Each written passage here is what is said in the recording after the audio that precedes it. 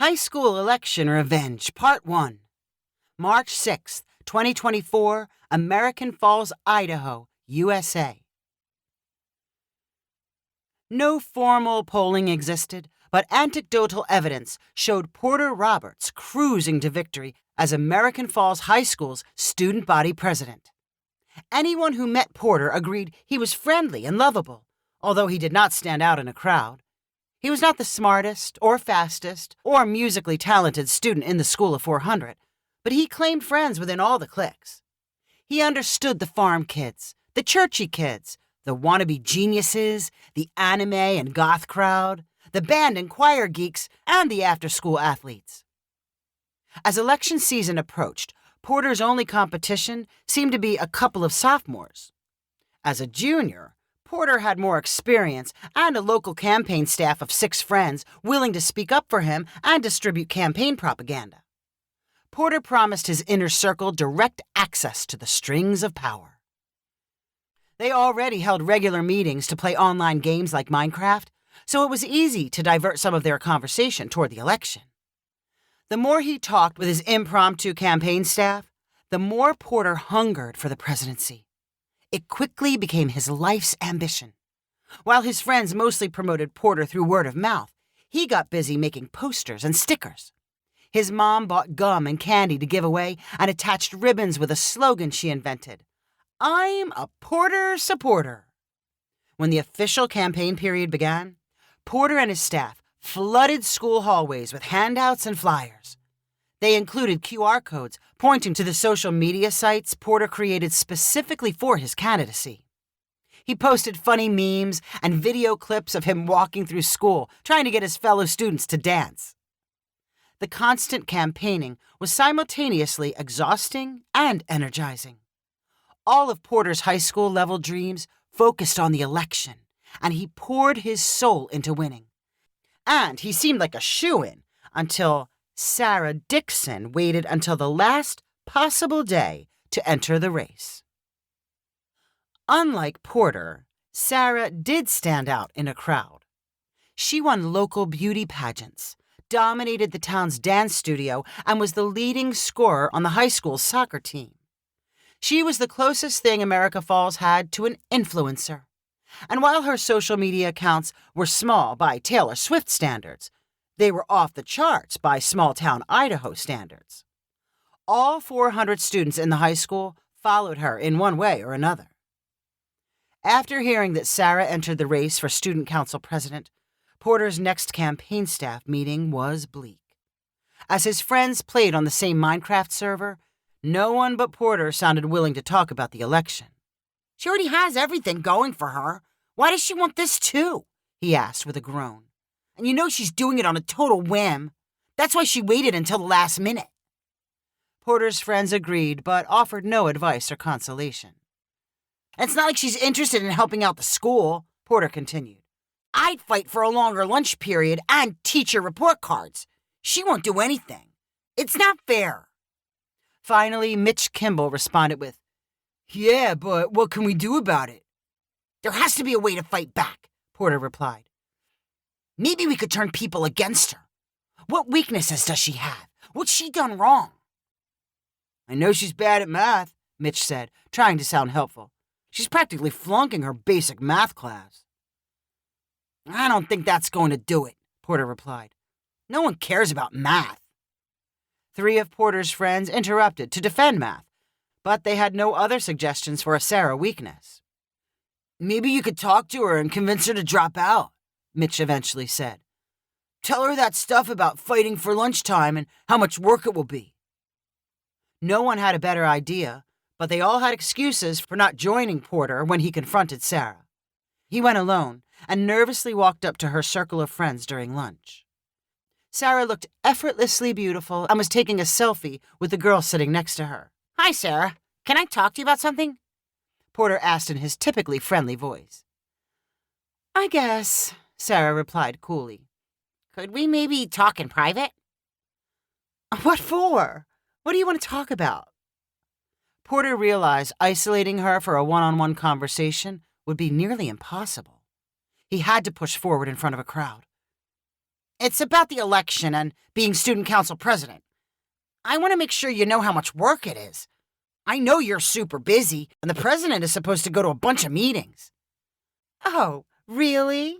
Sarah asked sarcastically. "I think I can handle it." "People kind of expect you to come up with lots of ideas and make changes." One of the girls sitting next to Sarah said defensively, "Sarah already has lots of good ideas. So why are you saying all this?" Porter fidgeted and replied, "I just want her to know what she's getting into."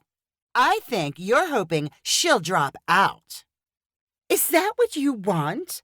For me to quit?" Sarah asked with a smirk. "I've never quit anything in my life." Her claim about not quitting could easily have been disputed by her former piano teacher or the boss she had for 2 weeks over the summer at a car wash, but Sarah acted fierce and determined, and Porter had no choice but to slink away. During their next Minecraft meeting, he told his friends about the humiliation. "But maybe I still have a chance," Porter added hopefully. "She hasn't done anything for her campaign. No posters or handouts.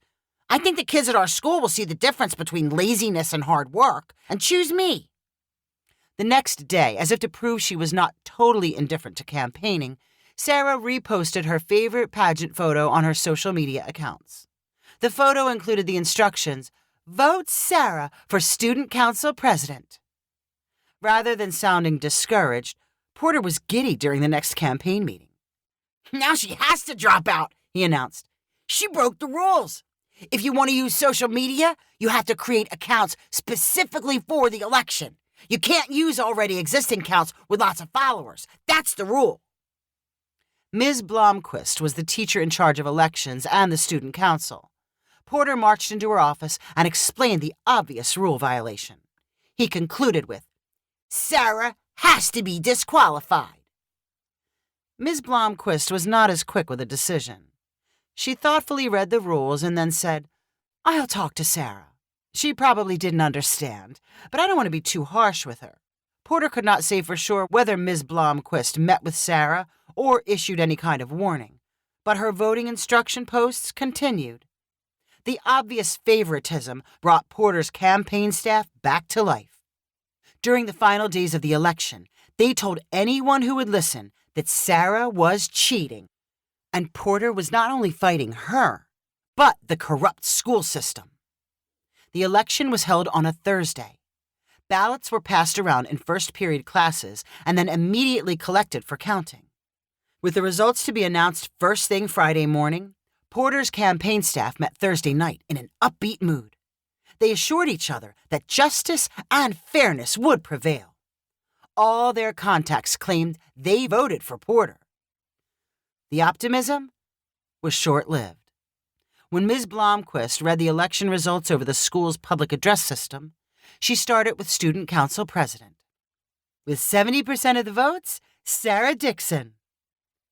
Porter had a little over 20%, with the other two candidates splitting the rest. That night's Minecraft session was filled with blistering fury. Porter did not need to prompt his friends as they denounced their entire school before focusing most of their disgust on Sarah. Porter latched onto their rage and channeled it into one of the most eloquent speeches ever heard during an online Minecraft game. His closing lines were a call to action. "We can't let this go. We have to stand up to her. If we don't, people like her will walk over us the rest of our lives. We have to make her feel disappointment for once, like the rest of us feel every day." "If you could have said all that in front of the high school, you would have won for sure," Mitch said enthusiastically. "So, how are we going to fight back and make her suffer?" Porter continued. "I want her to cry for a week." "My sister cried for a week when her boyfriend broke up with her," Mitch replied. "Hey, that's it. One of you has to make Sarah fall in love with you and then break up with her," Porter said, as if it was the simplest thing in the world. "It can't be me. She'd suspect something. But we'll all help whoever else volunteers." No one on the former campaign staff questioned the plan's chance for success as they waited for someone to step up to the role of heartbreaker. Their confidence that Sarah would fall for whoever pursued her was a naive tribute to persistence, something they had learned by countless video game restarts. "We've got to keep this top secret," Porter continued. "We can't tell anybody else. And whoever she falls in love with will need to spend a lot of time making it happen." A few people muttered excuses about being too busy. Finally, Gordon Jensen said, "All right, if no one else will, I'll do it." Gordon was the shortest member of the group and arguably the smartest. Although his mother might disagree, he was not considered attractive by any standard measure. He knew something about everything and was the last to log off during any of their gaming sessions. "Everyone has to promise to help," Gordon added. "I can't be dealing with all this love and crying stuff by myself." The rest of the team agreed, with even more energy than they showed at the heights of Porter's presidential campaign. Gordon clasped his hands together as if he was a supervillain. "Excellent! This shouldn't take long at all." To be continued. If you enjoyed this story, please rank it on the website 500ironicstories.com. Please subscribe on the website to get weekly updates as new stories are posted. And please share with friends using the convenient links available.